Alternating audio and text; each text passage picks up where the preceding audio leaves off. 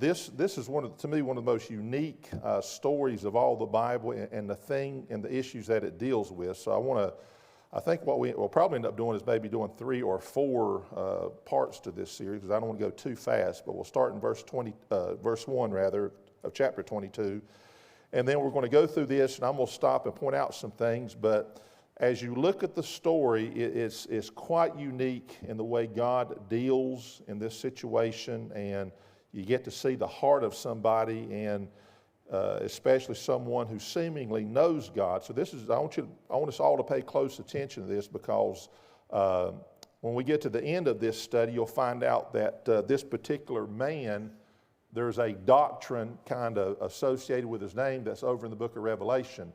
And for Balaam to be the kind of guy that would not be a main character of the Bible like Moses or David, for him to appear like he does and end up in the book of Revelation, it's quite significant. So let's go ahead and start here in verse 1.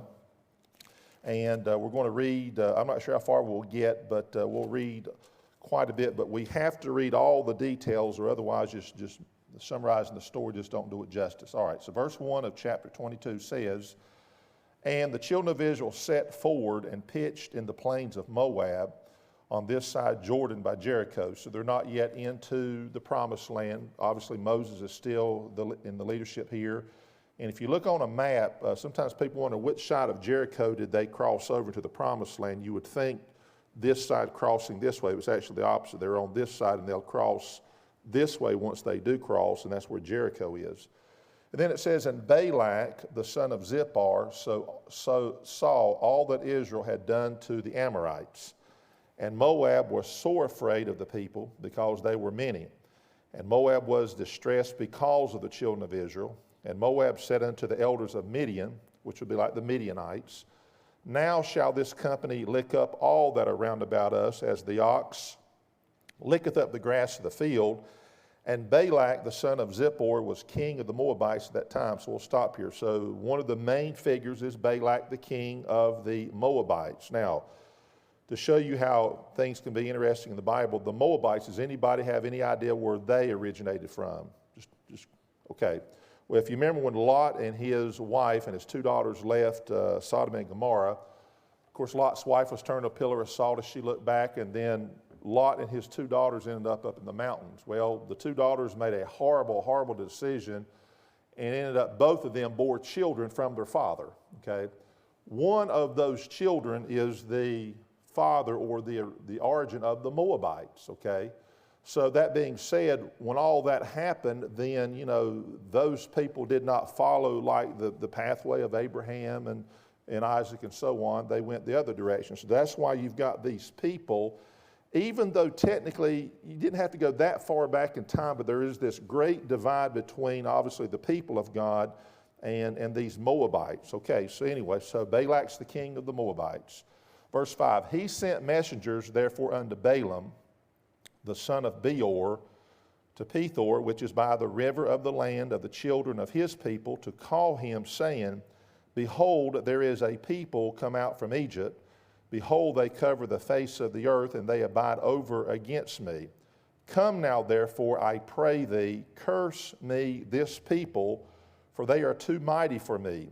Peradventure I shall prevail, that we may smite them, and that I may drive them out of the land. For I wot that he whom thou blessest is blessed, and he whom thou cursest is cursed." So let's stop here.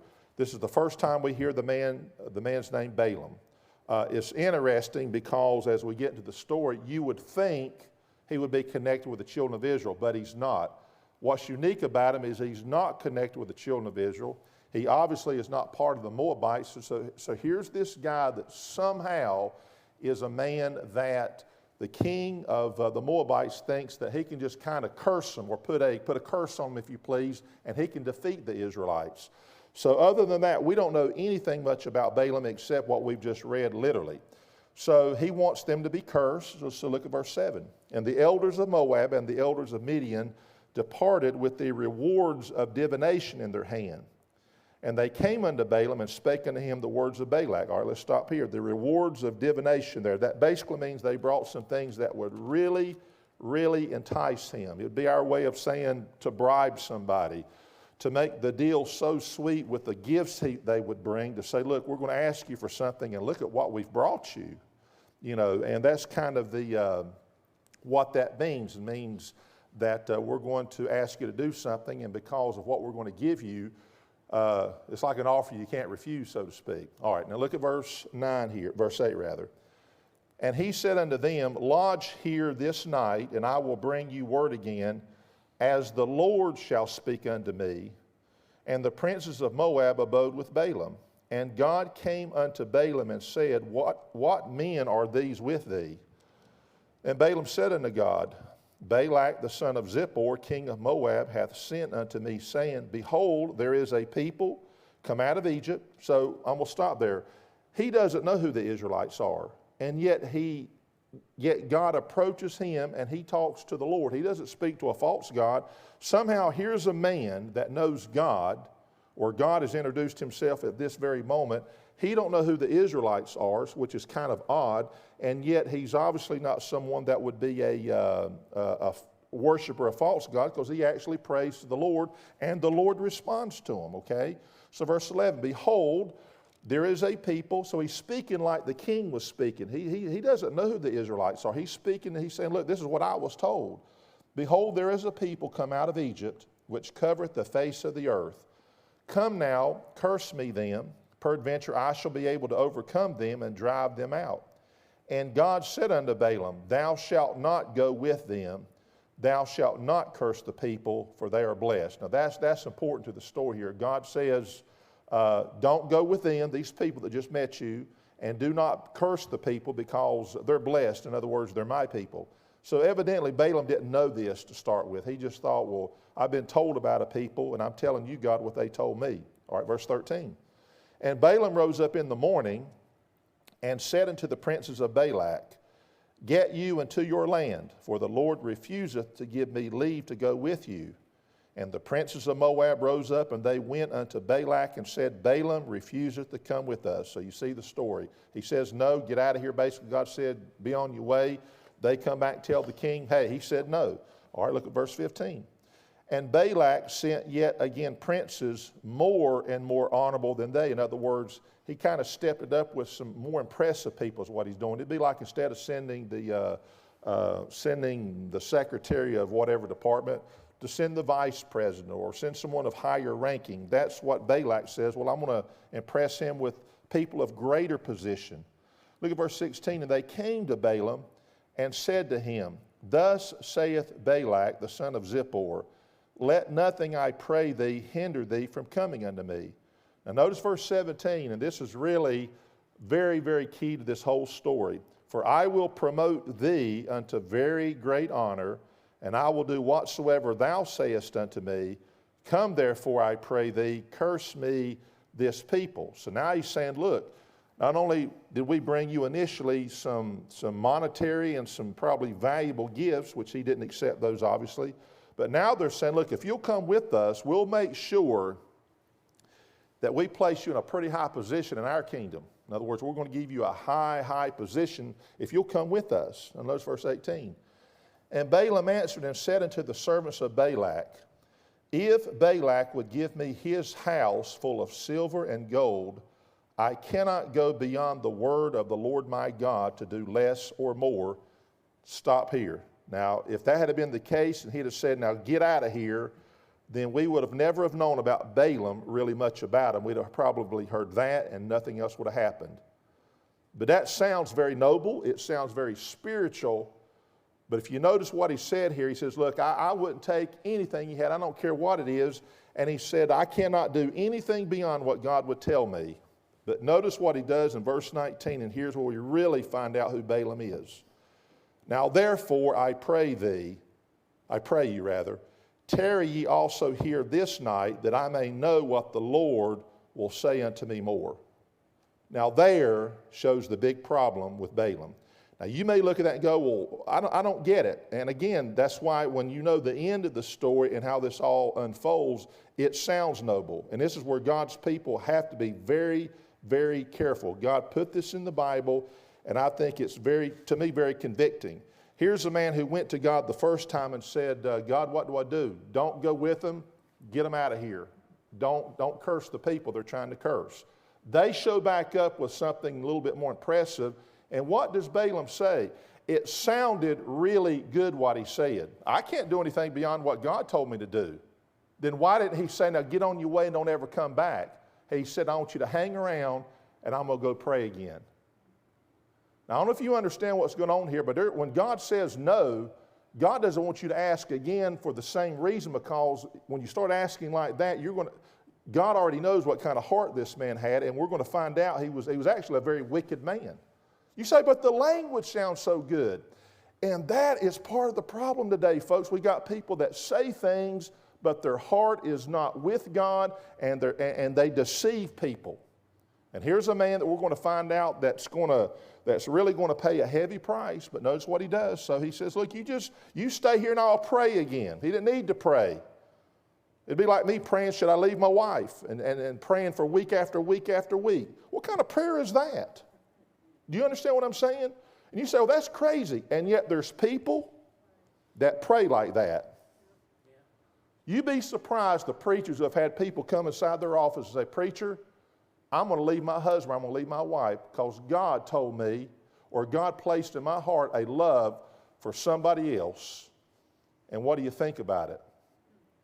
Any preacher, right, well, God's going to say, I'm going to tell you in 15 seconds, and then you're going to get out of my office. God did not give you a love for another person other than the one you're married to. That does not happen. And yet there's people, they live like that. And I'm glad Balaam is a good example. Here's a man who sounds like, in verse 18, man, what a guy that's saying, I can't do anything beyond what God wants me to do. Then why didn't he say, now you get out of here and don't ever come back? Because that's what he should have done. But what he said is, I tell you what, boys, just kind of hang around, I'll go pray again. Now notice how this thing gets really unique in verse 20. And God came unto Balaam at night and said unto him, if the men come to call thee, rise up and go with them. But yet the word which I shall say unto thee, that shalt thou do. Now think about this. God says, I tell you what, go with them, Balaam. All right, and you say, well, God just changed his mind. Well, we're going to find out if he did indeed. Because he already went to God the first time, and God says, you're not going to curse the people, and these people are not right. And they came back, and I could see them coming back, but his attitude is he's feeling a little bit impressed all of a sudden. Wow, I could be promoted. And I'm going to go to God and see if God's going to change his mind. Well, verse 20 sounds like God changed his mind, don't it? All right, look at verse 21. And Balaam rose up in the morning and saddled his ass and went with the princes of Moab. And look at verse 22. And God's anger was kindled because he went. Now, I don't know if you see what's going on here, but God said, I told you the first time no. And when God said to him, yeah, go ahead and go, Balaam. Here's what was indicative of Balaam. Instead of Balaam going, but I thought you told me not to. He didn't do that. You know what Balaam wanted to hear? He wanted to hear God say, go ahead and go with them. And yet, if Balaam was right with God, he would have said, no, wait a minute, God. Forgive me for even praying the second time. I know what you said the first time. But God's anger was kindled because Balaam decided to go. He should have never went. He should have said, God, that's exactly what he wanted the first time. But he's playing a game. He's playing a game of telling people, I can only do what God said. Well, if that's the case, then you'd have never went with these people. You'd have never said, stay in my house and we'll wait till the next morning and we'll find out about this. There's too many people that have played a little game like this, and when it comes to Balaam and the position that he has, you're going to see the heavy price that Israel pays because of one man that really never had a connection with Israel. But somehow this is going to turn around and be a very devastating blow to the country. So God gets angry in verse 22. Look at verse 23. And the ass saw the angel of the Lord standing in the way. So there's obviously the path or the route they're going, and here's this donkey that he's got. He's riding him.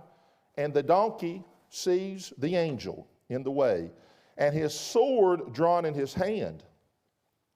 And the ass turned aside out of the way and went into the field. And Balaam smote the ass to turn her into the way. So she doesn't want to get killed. She sees it Why doesn't he see it? Why does a donkey see it and he doesn't see it? Isn't that interesting? But she sees it. But the angel of the Lord stood in a path of the vineyards, a wall being on this side and a wall on that side. And when the ass saw the angel of the Lord, she thrust herself into the wall and crushed Balaam's foot against the wall. And he smote her again. So he's getting mad. This dumb old donkey has got out of the way. She's crushed my foot up against the wall, but she's scared to death. Look at verse 26. And the angel of the Lord went further and stood in a narrow place where was no way to turn either to the right hand or to the left. And when the ass saw the angel of the Lord, she fell down under Balaam, and Balaam's anger was kindled, and he smote the ass with a staff. So he's beating on her now. And the Lord opened the mouth of the ass, and she said unto Balaam, What have I done unto thee, that thou hast smitten me these 3 times? And Balaam said unto the ass, Because thou hast mocked me, I would there were a sword in my hand, for now would I kill thee. To me, I'd be like, if my donkey started talking, the first thing wouldn't be I would answer back. I'd say, what? What's going on here? So the donkey has a conversation, and here's boy old Balaam. He just goes right with it, which, I mean, she did ask a question, but that just seems like, well, why would he have like passed out or jumped backwards and said, man, what is going on here? No, he doesn't do that. Look at verse 31. Then the Lord opened the eyes of Balaam, and he saw the angel of the Lord standing in the way. So obviously the Lord had hid that from him, but he didn't hide it from the donkey, which is quite interesting. Maybe there's something there to that here a donkey can see there's a problem, in this sense, and you couldn't see it before. I think Balaam saw a lot more than he was letting on, and of course you can't fool God. So verse 31, then the Lord opened the eyes of Balaam, and he saw the angel of the Lord standing in the way, and his sword drawn in his hand, and he bowed down his head and fell flat on his face. And the angel of the Lord said unto him, Wherefore hast thou smitten thine ass these 3 times? Behold, I went out to withstand thee, because thy way is perverse before me. In other words, this is wicked what you're doing. And the ass saw me and turned from me these 3 times. Unless she had turned from me, surely now also I had slain thee and saved her alive. He says, if this donkey hadn't done this, I'd have killed you. That's what the angel said. And Balaam said unto the angel of the Lord, I have sinned, for I knew not that thou stoodest in the way against me. Now therefore, if it displease thee, I will get me back again. Now notice what he just said. If I've done wrong here, then I'll go back home. Now wait a minute. Why do you think God was about to kill you to start with? Because you're on the way to go to King Balak's place. God says, I was going to kill you, but your donkey ended up really saving your life. What kind of question does a man say, I tell you what, since I've done wrong here, should I go back? Do you understand what he's doing here? He's playing a game with God. Look what the angel of the Lord said in verse 35. And the angel of the Lord said unto Balaam, Go with the men. Now you're looking at it thinking, well, he just got the green light. That's not what's going on here. Here's a man that in his heart says, I want to go with these people. He was just about killed, and his donkey is talking. You think, man, what does it take for a guy to get it? Here's a man so impassioned about the lust of his heart and what he could get, that even he, at a moment where he was almost slain, has to ask, should I go back? Dumb. Here's a man whose heart was overtaken with what he wanted in his heart. So the angel of the Lord says, you go ahead and go with him. So Balaam went with the princes of Balak. Now wait a minute here. God was going to kill him. The angel says, look, you're not even supposed to be doing this. He goes on anyway. This was not God giving the approval. This is God saying, okay, here's my little paraphrasing of it, I guess. Go ahead then. That's what you want to do anyway. You go ahead and do it. But you don't have God's approval. And to say over here in verse 18, I cannot go beyond the word of the Lord my God to do less or more. Then why do you keep going then? I'll tell you why, because Balaam was a wicked man. But he was a man in a position in which God would speak to him. Very unique man who's not even associated with the children of Israel. God speaks to him and gives him this opportunity, and he's messing up big time here. All right, let's go ahead and finish the chapter and maybe get a little bit into verse 23, because I'm going to end about 10 till because there's a lot to the story. But basically at this point, Balaam, he's headlong. He's already kind of signed his death warrant, really. Look at verse 36. And when Balak heard that Balaam was come, he went out to meet him unto a city of Moab, which is in the border of Arnon, which is in the utmost coast. And Balak said unto Balaam, Did I not earnestly send unto thee to call thee? Wherefore camest thou not unto me? Am I not able indeed to promote thee to honor? So you see what his incentive is. Why didn't you come the first time? I can make you somebody. Which, by the way, I think that's where some of the charlatans that call themselves preachers, that's all they're in it for. Somebody's going to promote them, and that's all they're looking for. Just like in politics, take a preacher out of it. There's people, they go to Washington, D.C., or they go to Raleigh or some state capital, or wherever. And somebody says, hey, now if you get with the program here, you can go a long way. And many a person has sold their soul to the devil, so to speak, and got with the program and said, now don't cross us. If you do this, we'll make sure in so many ways you'll always have a job, we'll take care of you, and everything will be just great. Even if it means we'll run the country over a cliff. Now that's what we're dealing with. So what's going on in our lifetime is nothing compared to what's always gone on. And here's a guy that tells the preacher, hey man, why didn't you come the first time? Don't you know who I am? I can promote thee. Look at verse 38. And Balaam said unto Balak, Lo, I am come unto thee. Have I now any power at all to say anything? The word that God putteth in my mouth, that shall I speak. He's talking a big game, but his heart is not in what he just said right there. Because we'll know when we get toward the end of the story, and if you already know it, then you understand. Here's a man who's talking a big game, but his heart is not right with God. And he's using language that sounds like stuff that anybody could say. Well, I just want to do the will of God. Do we? Do I? We better be very careful with how we say things that sounds real noble to what people want to hear. Look, it's like politics. Sometimes you can say things in the spiritual realm to make somebody think you are saying something when your heart's not really behind it at all. So he's trying to play this game again. Look, I can only do what God tells me to do. If that was the case, you'd have never been there. And that's what the story's all about. So look at verse 39. And Balaam went with Balak, and they came unto Kirjath-Huzoth. And Balak offered oxen and sheep, and sent to Balaam and to the princes that were with him. So here's Balak. Notice it's not Balaam doing it. Balak, the king, is kind of doing the religious service, for lack of a better term. He's doing the sacrificing here. Verse 41, and it came to pass on the morrow that Balak took Balaam and brought him up into the high places of Baal. Baal, of course, is one of the false gods, one of the main ones, that thence he might see the utmost part of the people. In other words, he took him high enough so he could go out and he could see all the children of Israel. Again, it doesn't appear that Balaam knows who these people are, but God's already told him, you don't curse these people. In so many words, they're my people, and they're obviously approaching, and everybody's afraid because they're defeating everybody in their path. So we'll go a little bit further here because probably the next two or three, we'll probably do this in two or three phases here. We'll get to the repercussions and then what the New Testament says about Balaam. All right, look at verse 1 of 23. And Balaam said unto Balak, build me here 7 altars and prepare me here 7 oxen and 7 rams. And Balak did as Balaam had spoken. And Balak and Balaam offered on every altar a bullock and a ram. And Balaam said unto Balak, stand by thy burnt offering, and I will go, peradventure, or perhaps is what the word means, the Lord will come to meet me, and whatsoever he showeth me I will tell thee. And he went to a high place. And notice what happens in verse 4. And God met Balaam.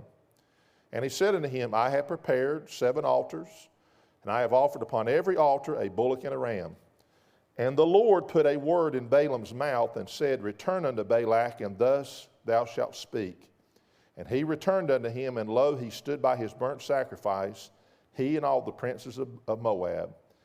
And he took up his parable and said, Balak, the king of Moab, hath brought me from Aram, out of the mountains of the east, saying, come, curse me, Jacob, and come, defy Israel. How shall I curse whom God hath not cursed, or how shall I defy whom the Lord hath not defied?